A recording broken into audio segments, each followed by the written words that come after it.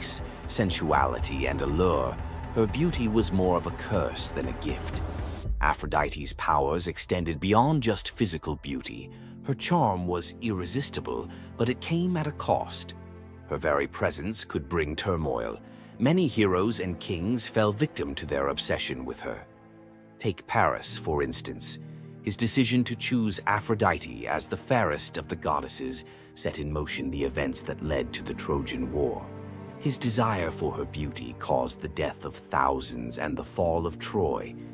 But Aphrodite's beauty didn't just destroy men, it could break gods too. The tale of her and Ares, the god of war, exemplifies this. While Aphrodite was married to Hephaestus, the god of blacksmiths, her passionate affair with Ares led to chaos among the gods. Her beauty wasn't just about attraction, it caused jealousy, betrayal, and ultimately destruction. Despite her dazzling appearance, Aphrodite was also a figure of deceit and destruction, proving that beauty, when it holds such power, can be dangerous. It's no wonder the ancient Greeks warned that appearances can be deceiving. Aphrodite's beauty may have dazzled the world, but her story teaches us that sometimes what's on the surface can mask a much darker reality. So, was Aphrodite's beauty a blessing or a curse? The myths suggest that beauty, when wielded by the gods, is never what it seems. If you want to uncover more hidden truths about gods and goddesses from the ancient world, hit that subscribe button. There's so much more to explore in these captivating stories of the past. Loki's punishment was brutal. Bound deep within a cavern, his body lashed to 3 jagged rocks with the entrails of his own son. Above him, a serpent hung poised, venom dripping relentlessly onto his exposed skin. This scene, drawn from the poetic Edda and the prose Edda, became a symbol of both divine vengeance and suffering that echoed through Norse legend. But the gods never counted on one presence: Sigyn, Loki's faithful wife. Her hands trembled as she knelt beside him, catching each drop of poison before it could sear his flesh. Her quiet devotion became a fragile shield against the god's wrath. Why did she choose loyalty over escape? The answer reveals a truth about love that endures even when the world itself seems lost to darkness. Yet before the cavern, before the venom and the silence, there was a betrayal that shook the heart of Asgard. Baldur was the light of Asgard, cherished by gods and mortals alike. His laughter filled the halls, a warmth that even the golden apples of Idun could not rival. When ominous dreams began to trouble him, his mother Frigg, desperate to protect her son, secured oaths from every creature and object in existence never to harm him. All, that is, except the mistletoe, too slight, too innocent to warrant suspicion. Loki saw opportunity in what others dismissed. He fashioned a dart from that fragile branch and sought out Hoder, Baldur's blind brother. "Here," Loki murmured, placing the weapon in Hoder's uncertain grasp, "let me guide your hand." The dart struck its mark. In an instant, Baldur's light was snuffed out, his presence gone from the world. The gods stood in stunned silence, their joy shattered. Loki lingered in the shadows, the faintest smile on his lips, before slipping away unseen. The prose Edda tells us the pyre burned for 9 nights. Baldur's wife, Nanna, overcome with grief, cast herself onto the flames, her spirit entwined with his. The gods heaped treasures upon the funeral bier, Odin's ring Draupnir, Baldur's own ship Hringhorni, to honor him, but no offering could fill the void left behind. The air grew heavy with suspicion. As the smoke twisted skyward, word spread of an old woman whispering to Hoder in the moments before the fatal blow. When Thor forced the truth from a trembling servant, silence fell like a shroud. Loki's name was not spoken, but its weight pressed upon every heart. The gods had tolerated his mischief, his clever lies, even the theft of Sif's hair. But this was different. The poetic Edda names him plainly Loki, the guileful who brought it about, from which all misfortune came. Odin convened the gods to pass judgment. No mead flowed, no boasts rang out. The All-Father's single eye burned cold as he named Loki Oathbreaker and Kinslayer. Weapons gleamed in restless hands. Even gentle Friar's fingers tightened around his sword. Loki understood the god's fury. He fled Asgard, his mind racing with schemes. As told in the prose Edda, he built a lodge in the mountains, doors on every side, always watching for his pursuers. Still, he could not outrun their vengeance. Odin's gaze found him, even in hiding. When the gods arrived, Loki tried to slip away, transforming into a salmon to evade capture in the river's swift current. But Thor's grip proved stronger than fate. Dragged back through the gates he once helped raise, Loki passed faces twisted with anger and betrayal. The gods' judgment was swift. The path ahead led not to mercy, but to a place where pain and silence waited in the damp and the dark. They forced Loki into the heart of the earth, a cavern where the air pressed cold and heavy, and every sound echoed off stone walls, slick with damp. Water dripped steadily from above, each drop magnifying the hush that settled over the gods as they set to their grim task. The stench of venom lingered, sharp and persistent, mingling with the iron tang of old blood. Odin's single eye caught the flicker of Skadi's movement. A silent nod passed between them, sealing what would come next. 3 massive boulders, freshly gouged with holes, stood ready. The gods had not brought chains or rope. Instead, they made Loki's punishment a reflection of his own chaos. The prose. Edda tells us they transformed one son, Vali, into a wolf who slew his brother, Nari. With the entrails of Nari turned to iron by the god's will, they bound Loki fast, wrists, neck, thighs, and ankles locked tight against the unyielding stone. As the Völuspá declares, with the guts of his ice-cold son, the killer is bound. Each knot and twist was deliberate, a reminder that his own blood now held him captive. The weight of the rocks pressed into his flesh, a constant ache that would never fade. Skadi stepped forward, her presence sharp as frost. In her hands a serpent writhed, its fangs gleaming. She fixed the creature to a stalactite directly above Loki's face. "For Balder," she said, her voice steady and cold. The serpent's jaws parted, and a bead of venom gathered at its tip. It hung for a moment, then fell. Loki's scream reverberated through the cavern, his body arching in agony as the venom burned into his skin. The pain was relentless, searing into bone, and the world above felt its echoes, earthquakes shaking Midgard, rivers shifting, the roots of Yggdrasil quivering. The gods watched in silence, their faces unreadable. Justice, they believed, had been served. As the serpent's venom continued its slow assault, the rhythm of torment became all-consuming. The next drop formed, poised to fall. Then a figure emerged at the edge of the chamber, a woman, silent, a wooden bowl cradled in her hands. Sigin's arms were blistered, her sleeves stained, but her grip was unwavering as she stepped into the circle of pain. The cavern held its breath. Sigyn knelt, her presence a quiet defiance. The venom hissed into the bowl, wood darkening with each drop. The gods turned away, their judgment complete, but the story within the cavern was only beginning. The bowl rested in Sigyn's hands, its wooden sides polished by hours of silent endurance. She knelt on the cold stone, skirts bunched beneath her, and waited for the serpent's venom to fall. The first drop struck with a hiss, a thin wisp of smoke curling up as Loki's breath caught in his throat. She kept her gaze fixed on the bowl, her resolve anchored by the rhythm of her task. Time unraveled in the cavern, marked only by the relentless cadence of the venom. Drip, catch, The liquid sizzled as it struck the wood, the heat seeping through Sigin's calloused palms. Each shift of her grip was subtle, a quiet adjustment to keep the bowl steady as her arms ached. Above, the serpent's shadow twisted over the stone, its coils unmoving, its venom gathering in slow, deliberate drops. Loki whimpered, bracing for pain that had become his constant companion.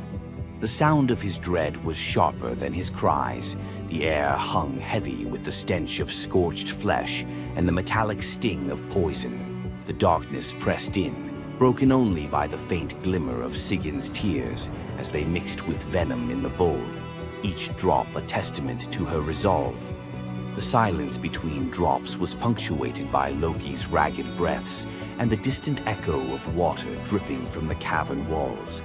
Sigin's world narrowed to the weight in her arms and the threat above. The bowl filled, the venom rising perilously close to the rim. Sigin's muscles trembled, but she did not let her grip falter. When at last the bowl brimmed, she had no choice but to turn away. In that brief moment, as she emptied the venom onto the rocks, Loki's body convulsed, his scream raw and unrestrained. The poison ate into the stone, leaving blackened scars as Sigyn hurried to wipe the bowl clean and return to her vigil. For time beyond reckoning, Sigyn remained. The myth offers no window into her thoughts, only the image of her kneeling, unwavering as Loki's mind splintered under the weight of his agony. Was she remembering laughter in sunlit halls, or simply unable to imagine leaving him alone in the dark? The venom's rhythm never changed. The bowl would fill. Loki would suffer. Sigyn would endure. In the hush that followed each scream, a question lingered, one that neither gods nor mortals could answer. Love in the dark was never simple. While the gods turned away, Sigyn remained, her presence reshaping the meaning of Loki's punishment. His betrayals had echoed through Asgard, yet her loyalty was a force the gods never expected. The Eddas offer no window into Sigyn's thoughts, recording only her actions. Blistered hands, a steady bowl, venom caught before it could sear flesh. This silence leaves space for us to wonder. Was it love that held her there, or a deeper sense of duty, something older and more enduring than the gods' own laws? Loki, once the master of deception, now depended on the mercy of the one he had so often left in the shadows. When the bowl overflowed and Sigyn turned away, each drip crept like fire through him, twisting his features in agony. His eyes, when they met hers, flickered with both gratitude and resentment. He needed her, but the venom's torment mingled need with bitterness. Still, Sigyn returned every time, catching the next drop before it could fall. The myths do not say what passed between them in those moments, only that she stayed, her resolve unbroken. Scholars often call Sigyn the embodiment of loyalty, the ultimate symbol of spousal devotion. Yet, her sacrifice was more than an act of love. It was a quiet rebellion. By kneeling in the cavern, she defied the gods' vision of justice. Odin had crafted Loki's punishment to be absolute, to break him alone in the dark. Sigyn's refusal to abandon her husband became a shield, her presence a silent protest that denied the gods complete victory. The Eddas never assign her a motive, leaving modern readers to fill the silence with their own questions and interpretations.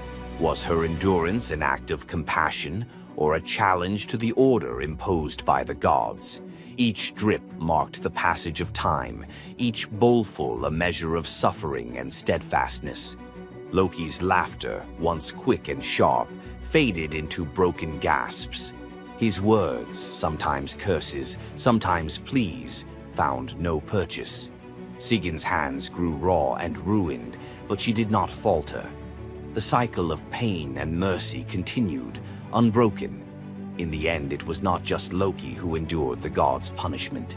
Sigyn's vigil transformed it, turning isolation into a shared ordeal.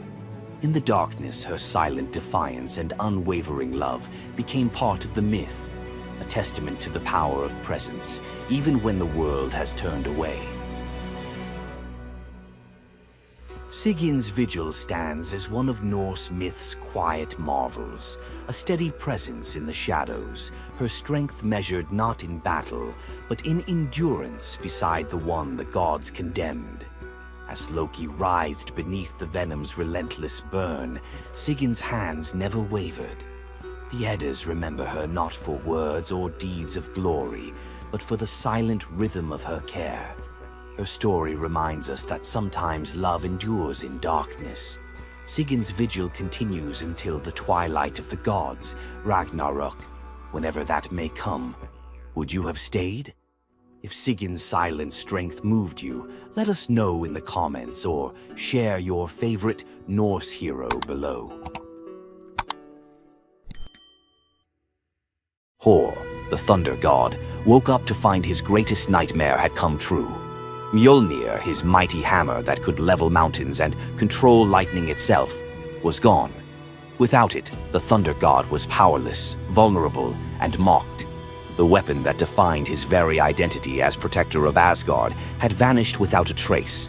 But what happened next would humiliate him more than any defeat in battle. To get his hammer back, Thor would have to do something that went against every fiber of his warrior identity. You won't believe the disguise he ends up in. It all began on what should have been an ordinary morning in Asgard. Picture Thor reaching for the leather grip that had been at his side for countless centuries, his fingers closing around nothing but empty air. The spot where Mjolnir should rest felt cold and wrong, like a missing tooth that your tongue keeps finding.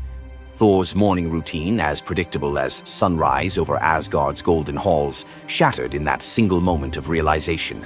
The hammer forged by dwarven masters, the weapon that could summon lightning and level mountains, had vanished without so much as a whisper of sound. The initial shock hit Thor like a physical blow. His hand remained suspended in space, still reaching for what wasn't there. Then panic crept in, cold and relentless. He let out a blood-curdling roar of sheer rage, the whole palace trembling.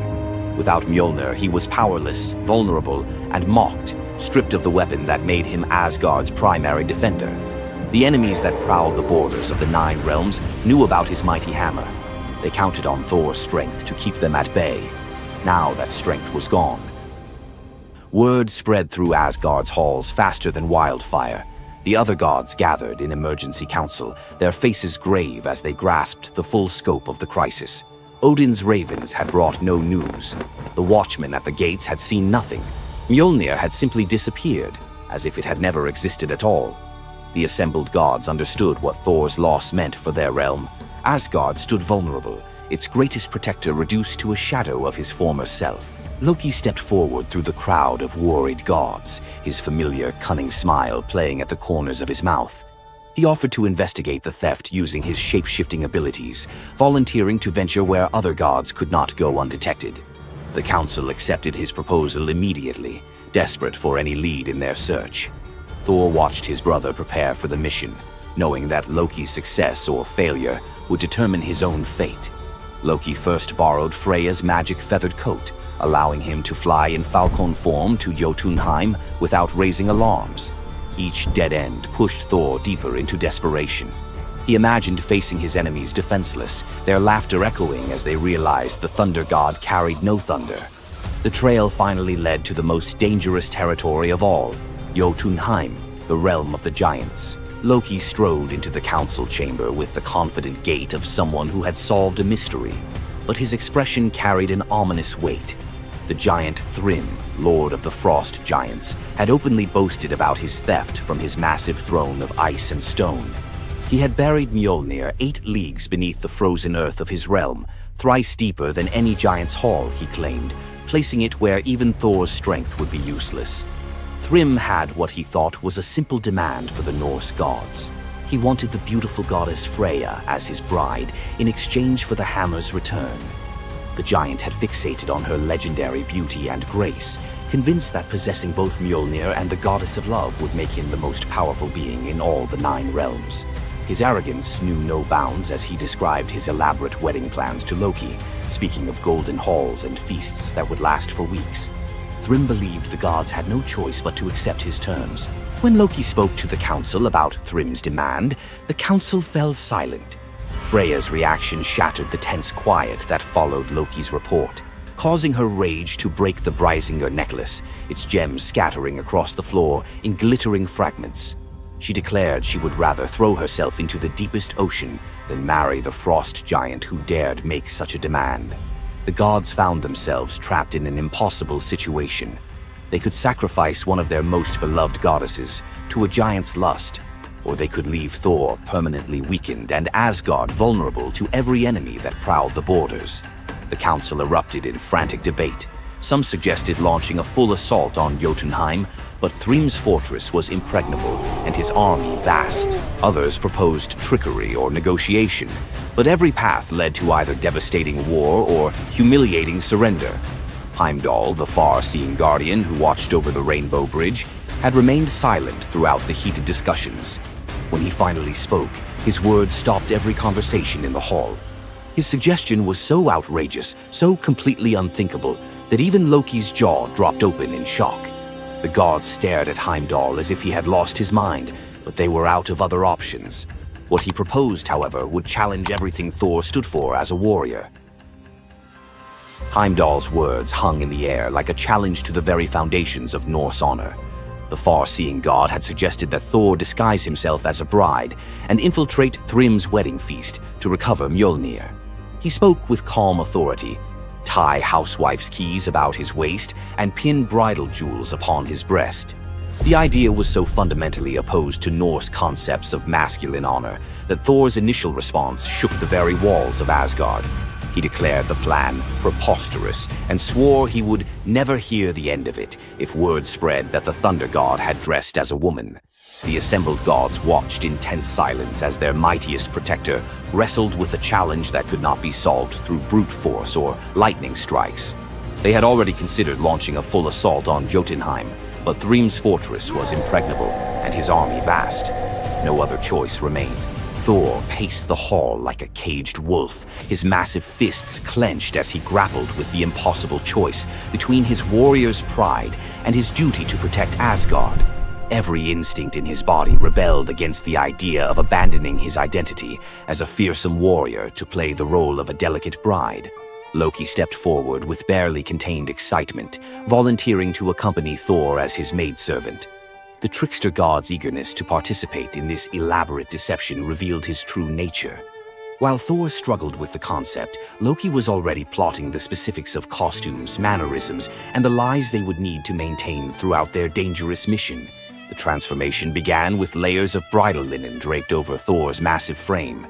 Servants brought forth delicate jewelry, housewife's keys that symbolized domestic authority, and a dainty hood for his head. Finally came the precious necklace of Brysinger. Each item added to the disguise felt like another blow to Thor's warrior identity. When he finally looked at his reflection, the god of thunder saw an unconvincing bride staring back at him. Thor finally accepted the plan because no alternative existed. The unlikely pair prepared to set off for enemy territory, where their deception would face its ultimate test among giants, eager to celebrate their lord's triumph. The great hall of Thrym's fortress buzzed with excitement as giants gathered to witness their lord's marriage to the most beautiful goddess in all the 9 realms. Thor sat at the high table in his bridal disguise, surrounded by massive frost giants who raised their drinking horns in celebration. The feast spread before them displayed the giants' wealth and power. Roasted oxen filled enormous platters, fresh salmon gleamed on silver dishes, and barrels of mead stood ready to fuel the night's festivities. Thor's legendary appetite struck like a thunderbolt. He polished off an ox and ate whole salmon in moments, tearing through the meat as if he hadn't eaten in weeks. 3 measures of mead vanished as quickly as if someone had poured them into a bottomless pit. The assembled giants watched in stunned silence as the delicate bride consumed more food than most warriors could handle. Thrym's eyes narrowed with growing suspicion. This goddess ate like a battle-hardened warrior, returning from a long campaign, not like the refined Freya he expected to marry. Loki stepped forward with the smooth confidence of a master storyteller. He spun a tale about Freya's 8-day fast in eager anticipation of reaching Jotunheim and marrying the mighty Thrym. The explanation painted a picture of a lovesick goddess, so excited about her wedding that she had refused all food during her journey. The giants nodded in understanding, their suspicions melting away as they accepted this romantic explanation. Thrym felt honored by such devotion and relaxed completely, his doubts vanishing. Beneath his bridal veil, Thor's rage simmered like molten metal ready to explode. Every moment at the feast brought new challenges as he struggled to maintain feminine mannerisms while surrounded by his enemies. His massive hands shook with barely controlled fury as he watched the giants celebrate what they believed was their victory over Asgard. The critical moment finally arrived. Thrym commanded his servants to bring Mjolnir forth, the very moment Thor had trained his eyes on since dawn. The servants placed the legendary weapon before the disguised bride as part of the traditional ceremony. Thor's fingers closed around Mjolnir's familiar handle, and lightning immediately crackled through the hall. He ripped away his bridal veil and roared his true identity to the shocked giants. Thrym's eyes widened in terror as he realized the bride he had been celebrating was actually the god of thunder himself. Thor swung Mjolnir, killing Thrym instantly after crushing his skull with Mjolnir, then turned on the assembled giants, and even the pleading giantess met Mjolnir's crack before the hall fell silent. The theft that had begun with arrogance ended in complete destruction. This tale reveals how even the mightiest heroes must sometimes sacrifice their pride to protect what matters most. Back in Asgard, the Aesir never spoke of the bearded bride again, though a few still hide a smirk when Thor raises Mjolnir. And we end this story with a very valuable lesson. Never steal Thor's hammer. And if you're going to, don't make him dress like a woman.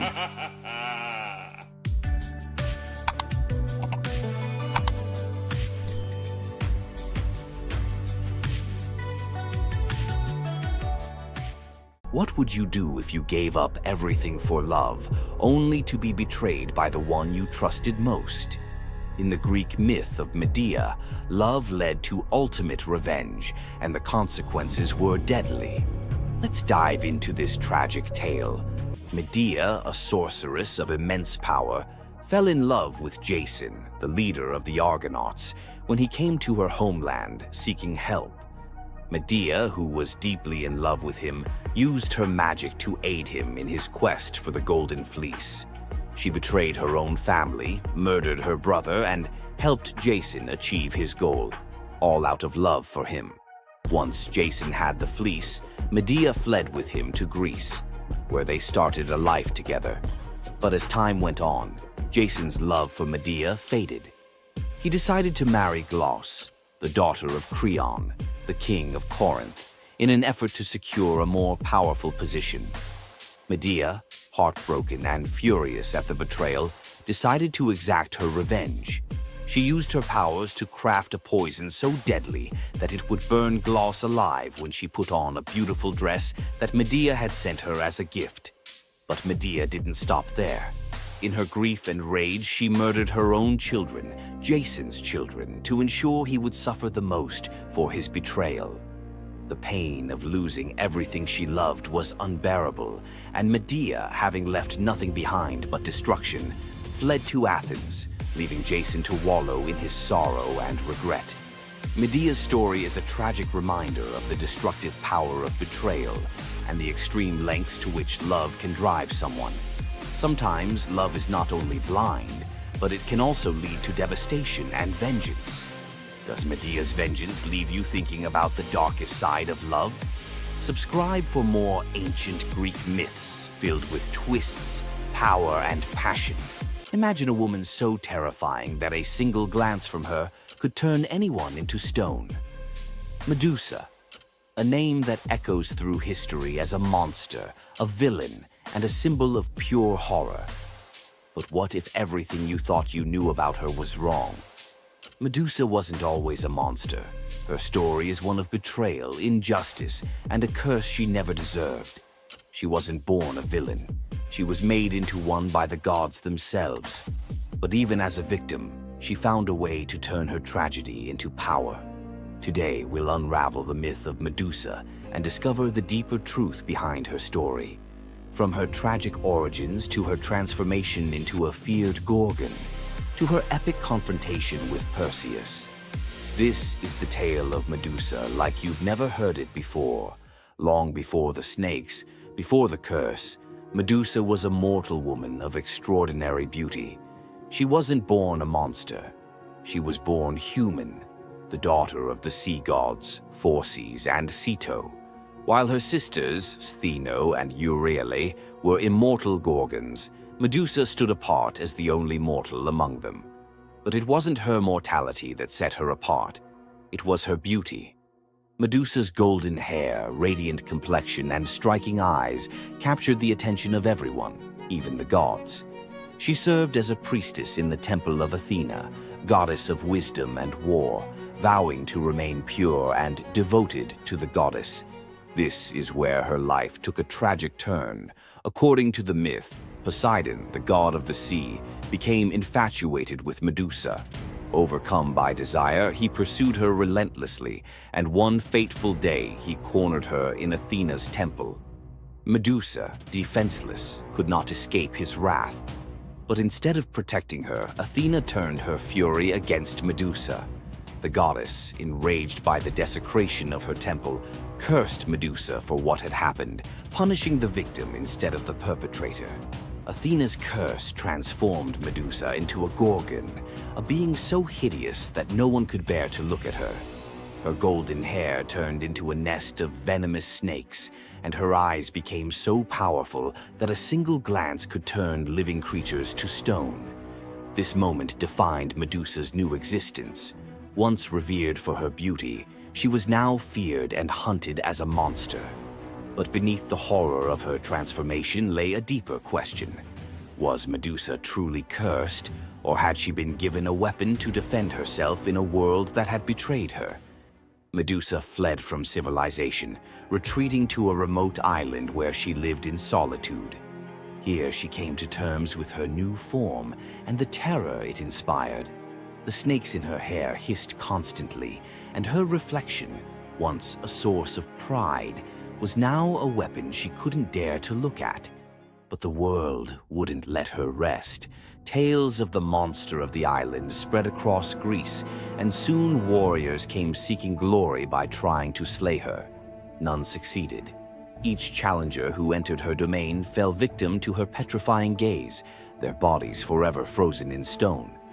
Medusa's life became one of survival, fending off those who sought to destroy her while grappling with the isolation of her curse. She was trapped in a cycle of violence she didn't choose, but couldn't escape. As the years passed, Medusa's story became twisted. In the eyes of mortals, she was no longer the victim of a cruel curse, but a monster to be feared. The tragic young woman was lost to legend, replaced by the image of a terrifying villain. Enter Perseus, a young demigod with a destiny to fulfill. Tasked with bringing back Medusa's head as proof of his strength, Perseus embarked on a perilous journey to find her. But unlike the warriors before him, Perseus wasn't relying solely on his skill. He had the favor of the gods. Athena and Hermes provided Perseus with gifts to help him on his quest. Winged sandals to fly, a reflective shield to avoid Medusa's gaze, and a sword sharp enough to cut through anything. Most importantly, he was given a magical bag to safely carry her severed head. Perseus's journey to Medusa's lair was filled with danger, but none compared to the final challenge, facing the Gorgon herself. When Perseus arrived, Medusa was sleeping. For the first time in years, she looked peaceful, an almost human reminder of who she once was. But Perseus couldn't afford to hesitate. Using the reflective shield as a mirror, he avoided her petrifying gaze and struck with precision, severing her head in one swift motion.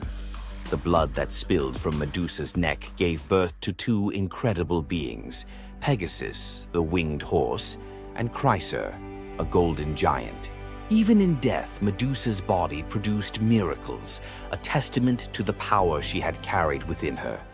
Perseus carried Medusa's severed head back to Greece, where it became both a trophy and a weapon.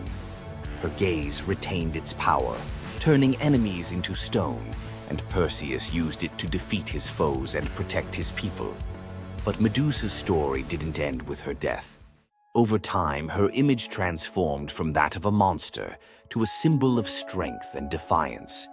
Women, especially, began to reclaim her story, seeing her as a figure who resisted the gods and survived unimaginable betrayal. Today, Medusa is more than a mythological figure. She's an icon. Her face appears in art, literature, and even modern movements that challenge systems of power and oppression. But the question remains, was Medusa truly a monster, or was she a victim of a world that feared her power? Medusa's story is a reminder that myths are more than just tales of gods and heroes. They're reflections of human nature, of the injustices and triumphs we still see today. So, what do you think? Was Medusa a villain, or was she a misunderstood symbol of resilience? Leave your thoughts in the comments. Give this video a like if you found her story as fascinating as we did. And don't forget to subscribe to the channel for more deep dives into the myths and legends that continue to shape our world. Until next time, keep questioning, keep exploring, and keep looking beyond the surface. Ever wondered what it would be like to walk through the ancient world and encounter mythical creatures from Greek mythology? Get ready to meet the beasts that shaped legends. In Greek mythology, creatures were more than just beasts. They were symbols of the forces of nature, God's will, and humanity's struggle with the unknown. From the terrifying Minotaur lurking in the labyrinth to the mesmerizing sirens luring sailors to their doom, these creatures were as captivating as they were dangerous. The mighty Hydra, with its multiple heads that regrew each time they were cut off, was a symbol of unstoppable power. The Cerberus, the three-headed dog guarding the gates of the underworld, represented the barrier between life and death. But not all mythical creatures were monsters. The graceful Pegasus, a winged horse born from the blood of Medusa, symbolizes freedom and the pursuit of the heavens. These creatures still live on in our stories, haunting the shadows of ancient Greece and whispering through the winds of time. Which Greek mythological creature fascinates you the most? Share your thoughts and don't forget to subscribe for more legendary tales from Greek mythology. Imagine being one of the greatest hunters in the world, known for your unmatched speed and skill. But despite all your abilities, your destiny is determined by a simple golden apple. Let me tell you the tragic tale of Atalanta, the huntress who couldn't escape her fate. Atalanta was abandoned at birth by her father, Zeus, who didn't want a daughter. Left to die in the wilderness, she was raised by a she-bear, learning to hunt and survive. As she grew, Atalanta became a legendary warrior, her skills in hunting unmatched. But no matter how great she became, she could never escape one thing, her prophecy. A prophecy foretold that Atalanta would only marry a man who could outrun her in a race. As the years went by, many suitors came, eager to win her hand. But Atalanta, fiercely independent, defeated them all. Her speed was unbeatable, and no man could match her skill. Then came Medea, a brave hero who had heard of Atalanta's strength and beauty.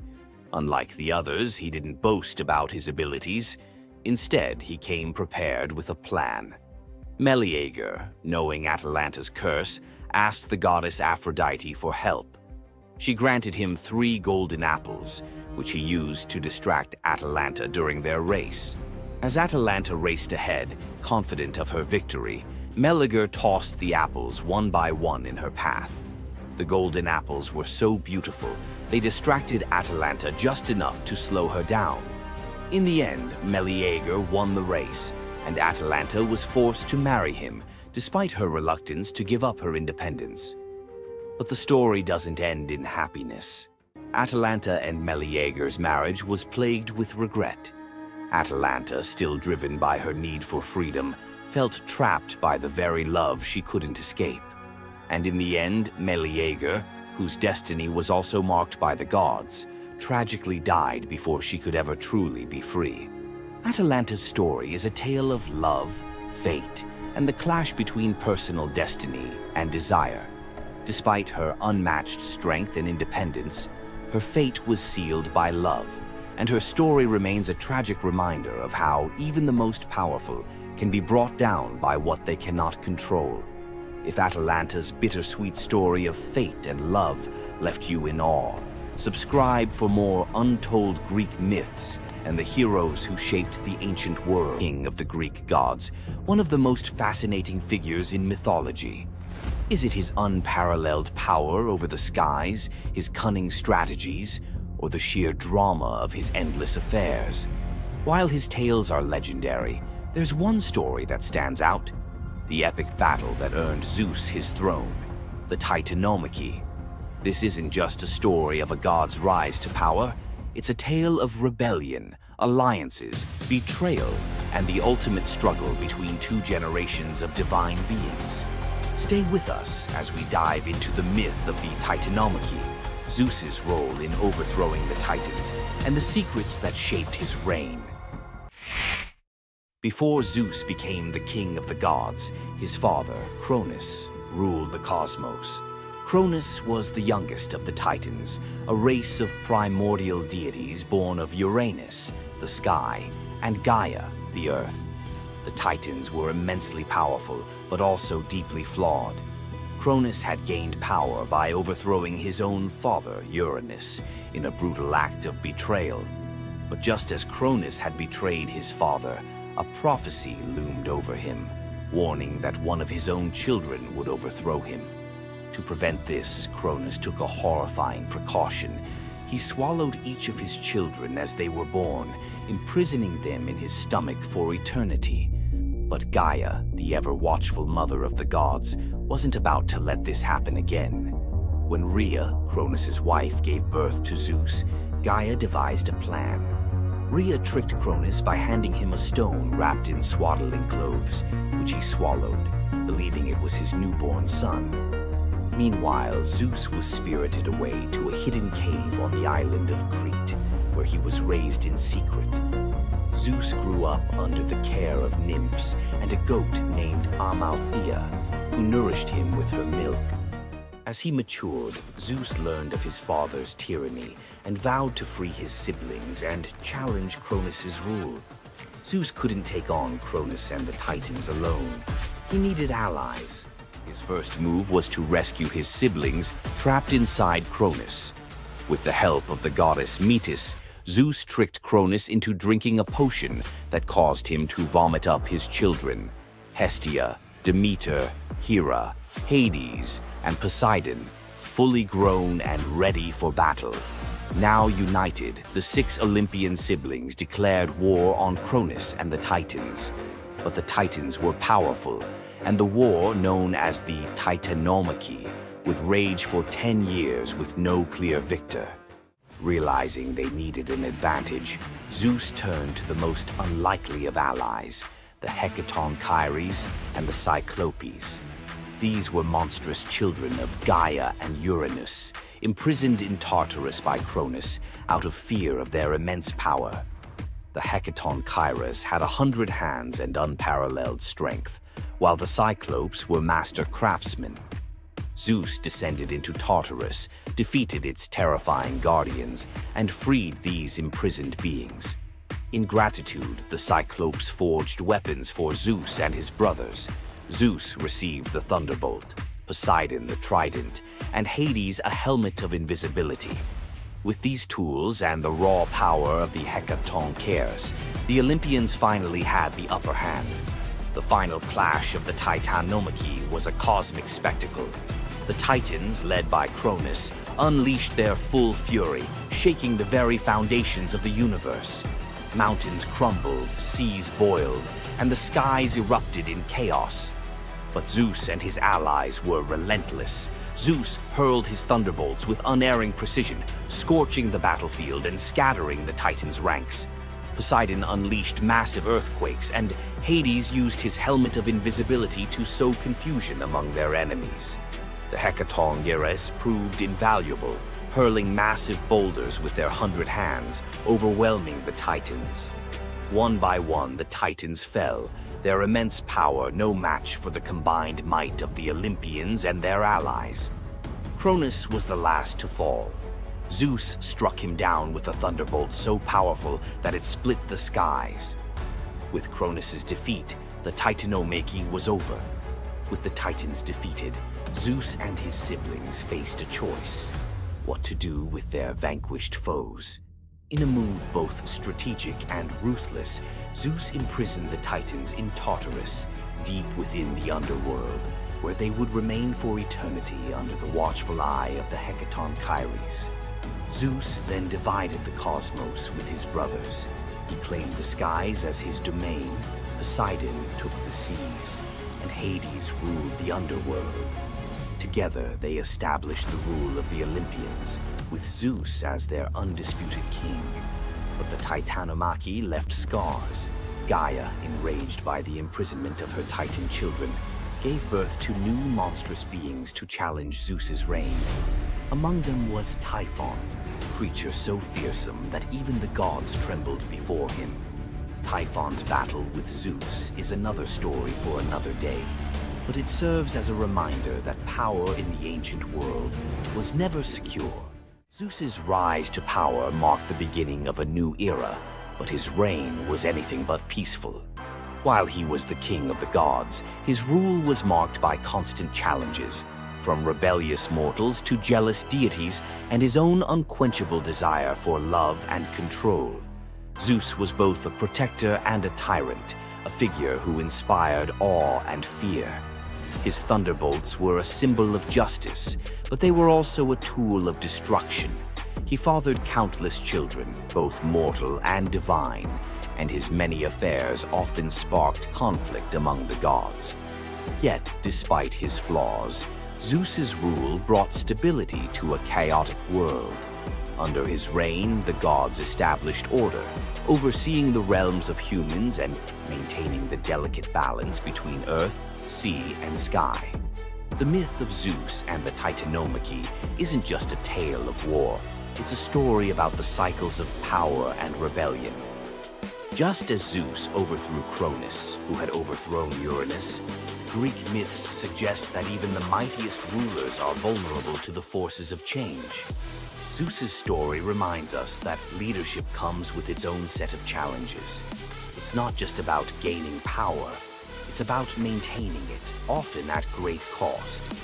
Zeus's rise to power is one of the most thrilling tales in mythology, filled with battles, alliances, and sacrifices. But what do you think? Was Zeus a just ruler, or was he simply another tyrant destined to fall like the Titans before him? Let us know your thoughts in the comments below. Don't forget to like this video if you enjoyed this dive into Greek mythology, share it with fellow myth lovers, and subscribe to our channel for more epic tales from the ancient world. Until next time, remember, the gods may rule from above, but their stories remind us of the struggles we all face below. You thought fairy tales were magical. Think again. The real origins of these classic tales are disturbing, gruesome, and filled with horror. Many of these stories have been sanitized for modern audiences, but their original versions were filled with betrayal, curses, and brutal consequences. From Pinocchio's horrifying fate to the true story of Bluebeard, let's dive into the darker side of fairy tales that history tried to erase. Fairy tales weren't always about happily ever after. Many of them were cautionary tales, warning of real dangers, human cruelty, and supernatural horrors. 1. The original Pinocchio, a gruesome fate. Before Disney made him a lovable puppet, Carlo Collodi's original Pinocchio was a terrifying little troublemaker. Instead of learning his lesson, he was hanged from a tree by a group of bandits, left to suffocate as a punishment for his misdeeds. 2. Bluebeard, the serial killer's tale. Bluebeard was not a misunderstood nobleman. He was a full-blown serial killer. In Charles Perrault's version, Bluebeard marries multiple women and forbids them from entering one locked room. When his latest wife disobeys, she discovers the corpses of his past wives, hanging from hooks. He nearly kills her too, but she's saved at the last second by her brothers. Some believe this gruesome tale was inspired by real-life figures like Gilles de Rais, a nobleman convicted of horrific crimes. 3. The Pied Piper, a tale of mass disappearance. The Pied Piper of Hamelin was not just about a man who played music to lead away rats, he also took the children. In some versions, the town refuses to pay him for his services, so he takes revenge by luring all of their children into a cave, where they are never seen again. Historians believe this could be based on a real event, where an entire group of children from Hamelin mysteriously vanished in the Middle Ages. 4. Rumpelstiltskin, a vengeful trickster. In the original versions of Rumpelstiltskin, when the young queen guesses his name, he doesn't just leave. He flies into a rage so intense that he tears himself in half. In some versions, he stomps on the ground in fury, falling into a pit and disappearing forever.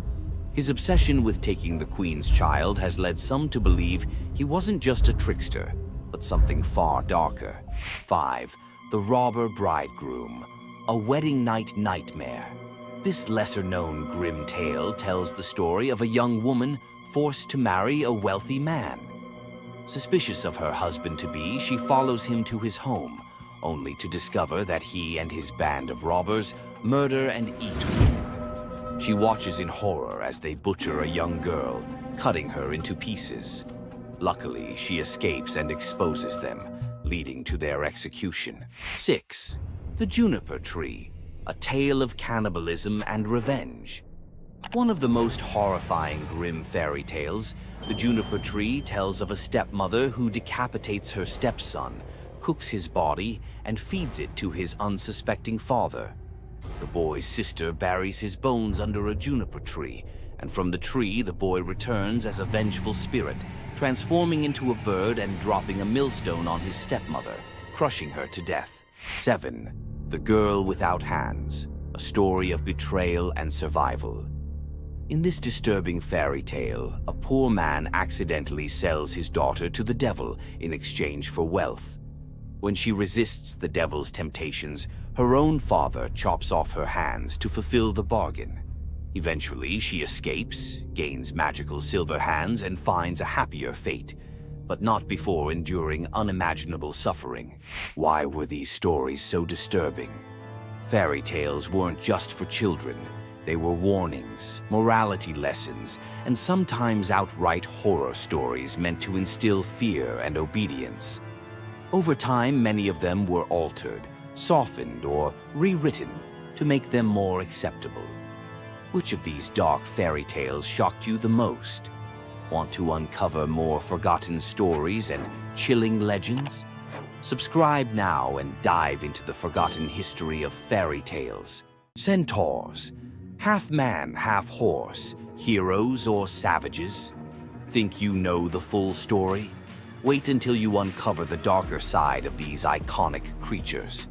Watch till the end to discover what ancient myths don't tell you about the Centaurs.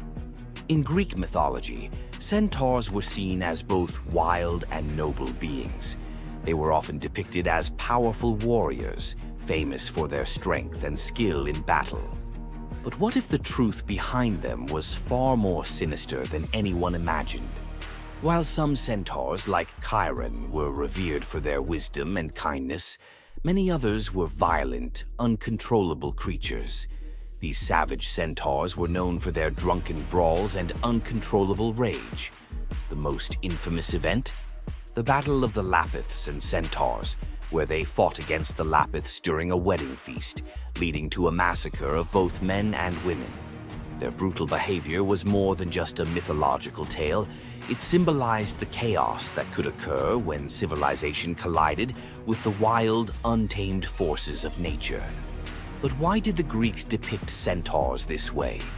Was it a cautionary tale about the dangers of unchecked power and savagery, or a deeper reflection on humanity's struggle between reason and instinct? The darker truth behind the centaur myth might just hold the key to understanding the wild, primal side of ancient Greek culture. Centaurs are more than just mythical beasts. They represent the conflict within us all. If you're fascinated by the hidden truths of ancient myths, don't forget to subscribe for more dark stories from Greek mythology. Imagine having a wish so powerful that everything you touch turns to gold. Sounds like a dream, right? But for King Midas, this dream turned into a nightmare. Let's dive into his tragic story. Once upon a time, King Midas ruled over a prosperous kingdom known for his wealth and opulence. But Midas wasn't just content with riches. He wanted more. He wished for the ability to turn anything he touched into gold. One day, the god Dionysus appeared before him and, impressed by Midas's devotion, granted him the wish. At first, Midas was overjoyed. Everything he touched, his food, his treasures, his furniture, transformed into gold. His wealth grew beyond imagination, and his joy knew no bounds. But soon, Midas realized the curse of his wish. He touched a rose, gold. He touched his food, gold. Desperate for a meal, he tried to drink water, gold. In horror, Midas realized that even his daughter, whom he loved dearly, turned into a lifeless golden statue when he touched her. Furious with the consequences of his greed, Midas begged Dionysus for mercy. The god, seeing the king's suffering, told him to wash in the river Pactolus. And in that moment, Midas's golden touch was taken away. The river's waters, now imbued with Midas's curse, carried gold downstream, forever tainting the land. King Midas's story is a reminder that greed often blinds us to the consequences of our desires. His once prized gift became his greatest curse, teaching us that not all treasures are worth the price. If King Midas's tale of power and greed left you thinking, make sure to subscribe for more epic Greek myths and their timeless lessons. Stay tuned for more stories of fate, love, and the god's wrath. Athena, the goddess of wisdom, war, and strategy, was one of the most powerful deities in Greek mythology. Feared by enemies, honored by heroes, and even challenging Zeus himself, Athena's legacy shaped legends, wars, and the very foundations of civilization. But was she truly a goddess of justice, or was there a darker side to her wisdom? Let's dive into the real story of Athena. Athena wasn't born like other gods. She burst fully grown from Zeus's head, armed with a spear and shield, a goddess of war and wisdom from the very start. But her story is more than just divine power. It's one of strategy, conflict, and influence that shaped the Greek world. The protector of heroes, Athena wasn't just a warrior. She was a tactician, a guide, and the ultimate ally to heroes. She helped Odysseus outwit the gods, gave Perseus the shield to defeat Medusa, and was the unseen force behind many Greek victories. The battle for Athens, Athena and Poseidon competed for control of the greatest city in Greece. Poseidon offered a mighty ocean, but Athena gave the olive tree, a symbol of wisdom and prosperity. The people chose her gift, and Athens was named in her honor. The merciless judge? Athena may have been wise, but was she just? When Medusa was assaulted in her temple, Athena didn't punish Poseidon, she punished Medusa, turning her into a monster. Later, she created the first court of law, showing her power wasn't just in battle, it was in justice, law, and politics. Wisdom and war, always balanced. Unlike Ares, the god of chaos and bloodshed, Athena's warfare was tactical, calculated, and precise. She was the goddess of the battlefield, but also the goddess of philosophy, craftsmanship, and knowledge, a balance between violence and intelligence. Her lasting legacy, Athena's symbols, the owl, the shield, and the olive tree, still represent wisdom, strategy, and peace today. The Parthenon, her great temple, still stands, and her influence can be seen in modern philosophy, war strategy, and even democracy itself. Athena wasn't just a goddess of wisdom. She was a warrior, a ruler, and a force that shaped civilizations. But was she truly wise, or just the ultimate strategist who always got her way? Want more deep dives into legendary gods and goddesses? Subscribe now and uncover the myths and realities of ancient deities. You've heard of a goddess whose beauty was unmatched. But what if I told you that her beauty wasn't what it seemed? In fact, her allure led to some of the darkest consequences in ancient myth. This goddess, adored by many, held the power to captivate anyone with a mere glance. She was so beautiful that her charm could sway the gods, kings, and mortals alike. But this beauty came with a deadly price. The goddess we're talking about is none other than Aphrodite, the Greek goddess of love and beauty. While she is often depicted as the epitome of grace, sensuality, and allure, her beauty was more of a curse than a gift. Aphrodite's powers extended beyond just physical beauty. Her charm was irresistible, but it came at a cost. Her very presence could bring turmoil. Many heroes and kings fell victim to their obsession with her. Take Paris, for